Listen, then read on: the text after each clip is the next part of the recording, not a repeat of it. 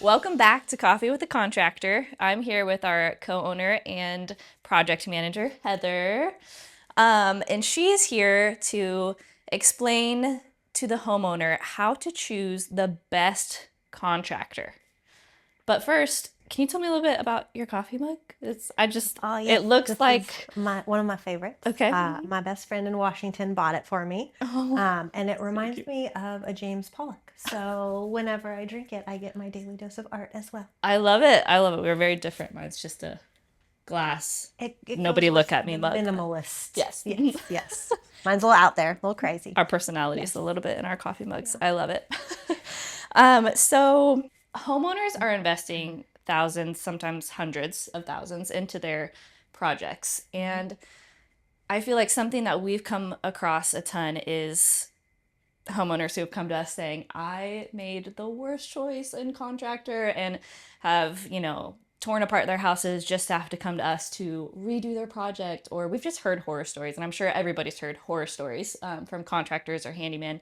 And so I would just want to chat a little bit about how people can avoid that mistake. How can they, from the start, from the very beginning, when they're Googling contractors, how can they make sure that they're choosing the best contractor for their project?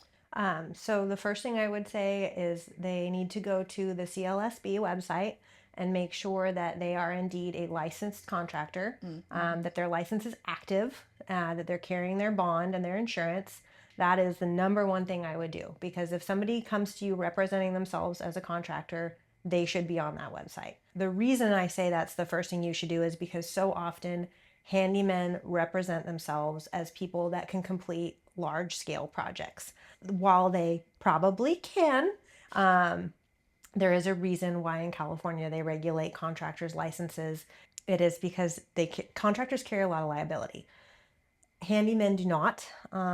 Unfortunately, they're allowed in the state of California to do any project up to $1,000. That includes your labor and your materials. And unfortunately, that goes pretty quick. Yeah, that's a small It's a job. very, very small job. And anything over that $1,000, if you employ a handyman to do that, the handyman carries no liability. And it's illegal. It is illegal. It's Yes. illegal for them. And unfortunately, what a lot of homeowners don't realize is that while it's illegal, that burden falls on you, the homeowner. So if that handyman were, say, to remodel your entire bathroom, which is probably around $15,000 to $20,000, they remodel your entire bathroom and they do it completely wrong.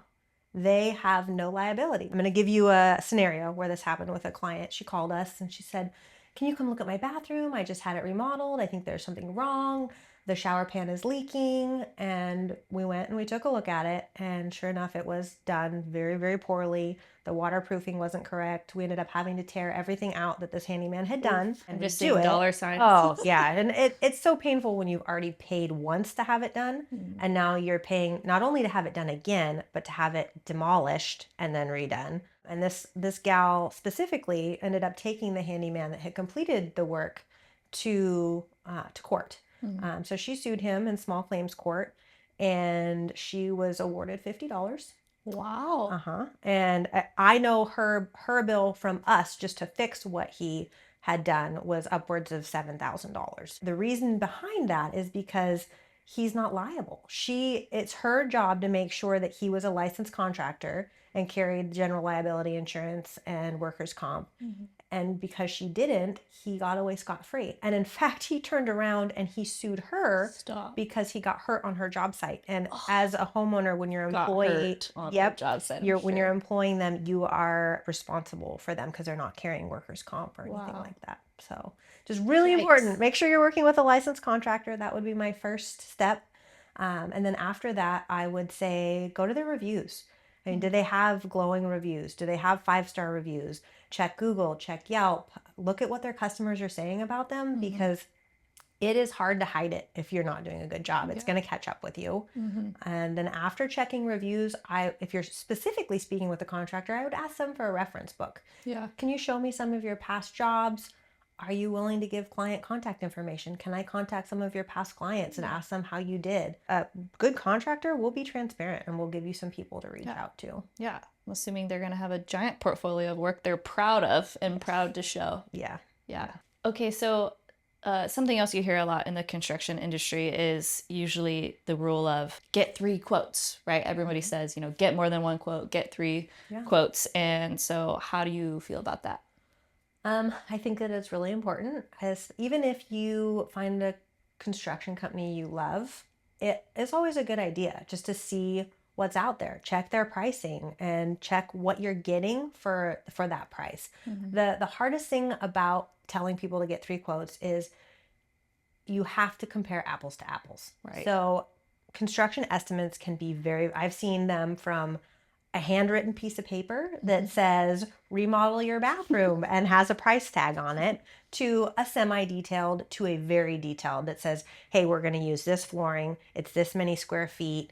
It covers, the materials, the labor, all the things. So it can be really hard, even when you do get 3 estimates, to make sure that you're actually getting a valid comparison. Like for like estimates, Yeah, right? yeah. So this one's $5,000 and this one was $15,000. Like, Yes. I've seen a lot of people who are like, well, I'm just, either they pick the middle ground or the cheap one, right? Because they're like, oh, I'm just going to do this. But they don't realize, okay, or maybe they haven't thought about, why is the price so different? Yep. Why is that? That's so a very good question. Them, side by side. When you have the same project, when each contractor was given the same specifications, if there is a large disparity in price, that is a very good time to start asking why.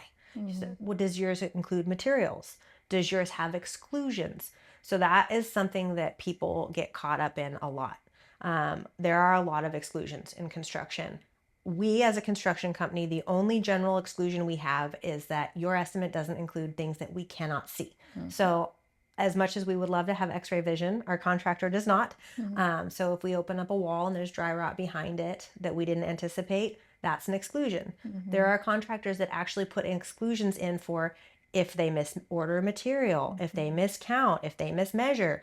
And then they're going to be coming back to you for change orders. Oh, well, it didn't include the drywall. It didn't include this.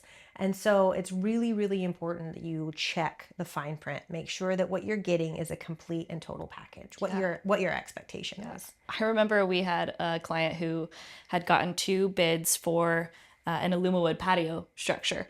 And they were very, very different. He was very surprised that our cost was so much higher than another contractor in our area. And when we asked to see the other bid and they gave us a bid, that bid was materials only. So some people like ours was labor and materials. Like they just didn't catch that, one had labor and one just was materials and one had both, which is a big discrepancy. So there's even little things like, did your bid include submitting for a permit? Does it include the permit itself? Sometimes permit submissions can take 6-8 hours because you're having to draw up site plans, you're having to have specific information. So if that's not included in your bid, and you should be getting permits for your job, especially for resale, I think we talked about this in our last coffee with the contractor, that's a huge red flag. What about communication? I feel like so many people are, especially with Advisor, have said, we love your communication. And so often in the construction world, contractors, they have a lot going on. I understand that and I get that. If they don't have a whole team behind them, there's a lot that can be missed. But so many people say, they didn't call me back or their communication was so poor. So can we talk a little bit about that in your choice of picking a contractor? Yeah, I think for communication, one of the things to be really aware of is that contractors are typically tradesmen. They are people that work in the field that are amazing. They can build a house from top to bottom. Yep.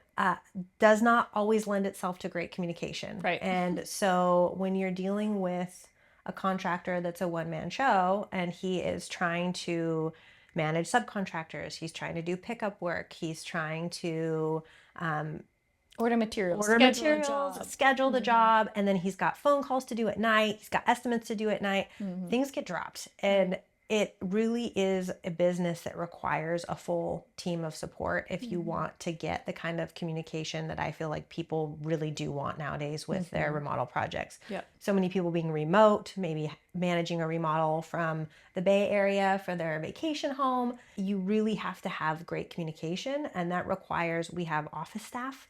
So we have somebody that sits here Monday through Friday who fields phone calls, make sure they get to the right people. We have project managers. So not only the contractor himself, but then there's a project manager for each individual project that's managing the steps and what comes next, making sure, is there a job site toilet? Do we have a dumpster?